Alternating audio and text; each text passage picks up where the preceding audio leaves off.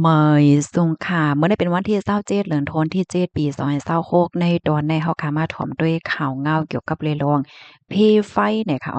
ไฟไหม้ป่าลามไหม้ถึงเปิ้นดีกดวันกวนเมืองอยู่เศร้าแลตึกเคิกตั้งนำตั้งหลายค่ะสายงายเงาลายไฟป่าปอกำใหญ่ดีเจดวนนีโรงตั้งปวดเจ๋งจานวันตกเมืองฝรั่งเศสได้เลยว่าเป็นเพไฟป่าอันหาวแห้งที่สุด ในปืนก็ว่าไลค่ะลวงตั้งไล่โหย้อยยามมันเป็นหือในเข้ามาถ่อมด้วยกว่าเป็นตอนค่ะเนาะตอนที่หนึ่งค่ะลวงฮาวเฮียงและลวงล่ามใหม่ปิวไฟในขณะมันลุกลามไหม้ป่าเหี่ยวก็เปิ้นดีสภาวะในเจดอนนีโรงในไม่กว่าตั้งกวางมัน42,000เฮกตาร์ค่ะเพราะว่าเอาให้มันว่าในก็ใน262,000เฮาปากหายจังไหนคะเดเลยว่ากว้างค่ะเนาะเพราะว่ามานับส่วนแตกหนึ่งไหนจึงไหนมันใหญ่เลยสีเวงปารีสในถึง4ปนลูกก่อนค่ะ มาด้วยเทียงตอนที่2พรตุ่มยวนค่ะอิงเนอไฟไหม้ปอกำในเสียวกอในตั้งฝ่ายฝรั่งเศสในไล่ยกจั่นปันฟางเติ้นแลสั่งให้ก้นวันก้นเมืองป้าเจ็มก้นแอวแลออกเปิ้นดีเจ้านั่นอันอยู่หิมห้อมเจ้านั่นค่ะตั้งนำในหมอก202,000ต่อถึง250,000ก่อเจ้าในไหนคะอ้อม ในก็แต่เลยว่าเป็นลวงออกคอสั่งให้ก้นหวานก้นเมืองปลายเพปอกำใหญ่ที่สุดนับตั้งแต่เมื่อพ้องปานซึกกำผาปอกำสองนั่นจังไหนออกเหมือนจังหนังเฮิรนตึกเฮิรนเยกาและเจ้าไหนค่ะนะหลายวันเนี่ยก็ถูกยับไฟเผาแปดค่ะอันนี้มีป้าแคบหางออกก้อยกะว่าแคบหางมันอย่างในแห้งหนาและคำเอามาแหนป้าค่ะนะเฮิรนว่ากาว่าซองว่าเฮ็ดจังไหนค่ะ เลอเซนั่นในก็ตึกเคิกป้าจอมเซ็นตาสายตั้งค่ะตั้งฝ่ายรถไฟยัดทาฝรั่งเศสค่ะก็เลยสั่ง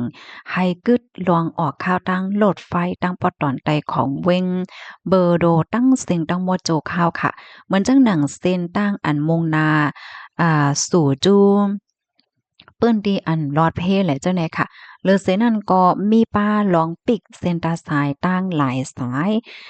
เปิดตาให้ก้นจอยเทียมเพกาฝ่ายแคไฟเขาเนี่ยจังกว่ามาไล่หนังงายโล้มเฮ็ดจังไหนข้อที่3ค่ะตั้งฝ่ายรองต้งหนึ่งของจุ้มฝ่ายแคไฟเหลือเสนั้นก็มีรองย้อนตั้งจอยตีนอกเมืองปาเหย่าเนี่ยค่ะฝรั่งเศสค่ะก็เลยเอาเอ็นเฮียงก้นแขไฟอำว่าจะเป็นซึกปลีกลายเคียงก็เอาตั้งเคอร์มินเฮลิคอปเตอร์เจ้าในคณะเอานำในมาฮดเพื่อตารับไฟหมอดไฟใน24ชั่วโมงค่ะย้อนตั้งจอยเถียมดีเมืองในกลุ่นยุโรปค่ะลงปอนจึงฝรั่งเศสค่ะเนาะก็ไล่เปิด เปิดหาบค่ะเปิดหาบลวงจอยเถียมคือหมินโคดน้ำปะยอก็เคิงหมอดไฟว่าสว่าเจ้าไหนตีเมืองอ้อยหลีในกลุ่นยุโรป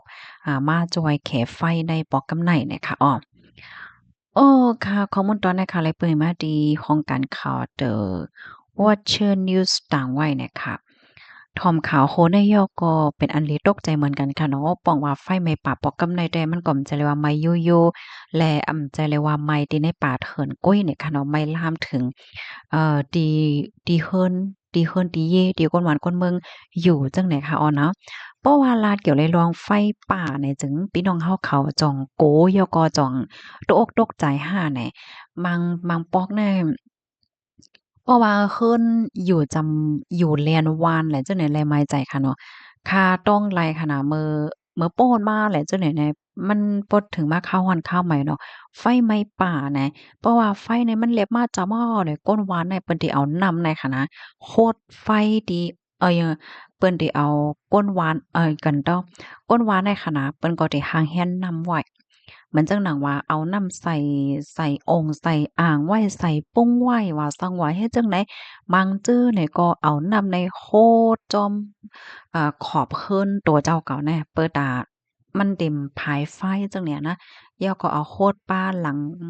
หลังคาเนี่ยเคิ้นมังหลังเนี่ยเป็นหลังคาเนี่ยยิ่งแค่นไรไม้ใจเนาะอ้ออันนั้นก็เป็นลองตีหลีฟ้างเหมือนกันค่ะเนาะลองเพราะว่ามารัดก็เลยลองเพไฟป่าเนี่ยพี่น้องเฮาค่ะยามมีโตโทบจึงหือพองยอกออันไข่ปันตั้งไข่ใจและอันปันฟางเนี่ยมีจึงหือพองค่ะเพราะว่ามาด้วยในตอนในเมืองเฮาได้ก็เหมือนหังป้อยากาหือเนาะจ่องว่านั้นค่ะมันจังหนังเคิ้นมังอันอยู่เนินลอยเลยจังไหนอันนี้ก็แค่นหลีฟางค่ะเนาะไฟไหม้ป่าเนี่ยมาป้องเนี่ยมันมาไวน่ะค่ะนะมาไว้หนาแหวก็ตาได้เคหมอดไฟแน่นำห่ำป้อนน้ำเนาะเพราะว่ามันเป็นเนินลอยว่าซอเฮ็ดจั่งใดนะอ๋อค่ะ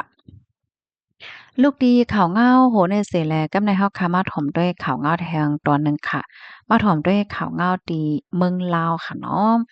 ตั้งฝ่ายลาวค่ะก็กดทัดกวาดล่างจุ้มหยอกเหรียญตั้งออนไลน์เนี่ยอ้อมื้อวันที่21เดือนธันที่7ปี2026เนี่ยมีข่าวงาออกมาว่าปลีกเมืองลาวไล่เข้ากดทัด2ปื้นตีในวานพลพะเนาแขวงชัยเศรษฐาและวานดอนหนุนแขวงชัยธานีติ่งยับคนไทยไหล67เกาะผู้หญิง36เกาะเจอเขานั่นเนี่ยเป็นแอดมินค่ะเนาะตอบข้อความในเว็บไซต์เกี่ยวเลยลองการต่อรองไหนอ้อตั้งฝ่ายผู้มีปุ้นพ่อนขอยึดไลป้าโคของคอมพิวเตอร์ตั้งโต๊ะไว้เหนือเพิ่นในคณะ46จุ่มโฟนมือถือ1ปาก33เครื่องเพิ่นเหตุการณ์8จุ่มค่ะย่อกอเครื่องใจโคตื้อเทียงตั้งน้ำไหนอ้อแลเตต้องถามลองตั้งไลน์โหย่อยยะมันเหเตกับสืบกับสารเปิดตาเอาพี่น้องคนไทยเนี่ยส่งปอกขึ้นเมืองไทยกว่าจังไหนค่ะเที่ยงตอน1:03ในเมื่อวันที่23เดือนธันที่7ปี2026เนี่ยตั้งฝ่ายภูมิพลพรเมืองลาวค่ะเนาะที่เวียงจันทน์เนี่ยค่ะก็แลเข้ากว่ากดทัดที่เฮิรนคาดหลังหนึ่งตีวานวัดศพเนาะแขวงศรีสันตนาค เวียงจันทน์ติ่งยอบไหลกลโกริยาจารย์เนี่ย17เกาะในนั้นปานางยิง1เกาะหรือนั่นก็เป็นโพจ้ายค่ะจื้อเขาได้แดงอย่าเอาตั้งผิดว่าลอยลวงเป็นสแกมเมอร์นั่นน่ะเนาะใจายแอปพลิเคชัน Telegram แล้วก็เหรียญกลโกริยาจารย์เขาในให้โอนเงินเหมือนว่าเหรียญขายโคของว่าแล้วก็เหรียญโจ้เฮ็ดจังนั้นจังใดว่าจังว่าเฮ็ดให้นั่นน่ะเนาะ ผมมีปนพ่อนเขายึดไลคอมพิวเตอร์ได้นะ22เครื่องโฟนมือถือ17เครื่อง iPad 19เครื่องและเหินตีนังว่าซังว่าจังได๋ตีนังเหตุการณ์เขานั่นน่ะเนาะ17จุ่มค่ะ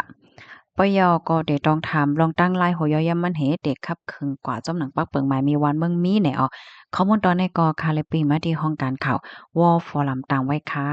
ยินโจพี่น้องค่ะกูก็ดีรับถอมปันแห้งค่ะอ้อเมยซุงค่ะ